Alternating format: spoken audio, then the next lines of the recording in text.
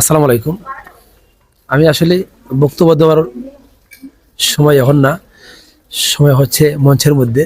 তবে আমি সবচেয়ে বড় কথা হলো, আমি যে ক্লাবটা নিয়ে যে চিন্তাধারা করেছি যে আমি উপরে নেওয়ার জন্য 26-এর শুরুতেই সূচনা করতে চাই। আমি আগামীতে যেন 4টে গোল বেশি নিয়ে আসতে পারি।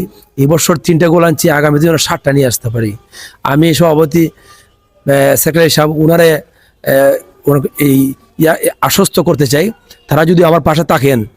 আর সভাপতি সাহেব কিন্তু আসলে সভাপতি না, উনি কিন্তু আমার শিক্ষাগুরু। তার হাত ধরে কিন্তু আমি শিক্ষাটাও কিন্তু শুরুতেই করেছি। এটা কিন্তু পাশাপাশি আমার লোকের হাত দরকার না, এটা বাস্তব প্রমাণ। এটা কিন্তু আসলে বাস্তব। ওনার হাত ধরে আমি কিন্তু শিক্ষাটা উন্নয়ন করেছি।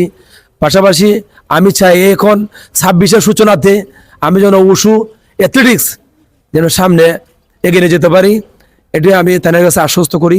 আর আমাদের ছাত্র যারা আছেন, আমার মেয়েরা যারা আছে, তারা যদি মনে করে যে আমি আগামীতে চেষ্টা করতাম যে 7টার মধ্যে 7টি আনতাম, এরা পারবে।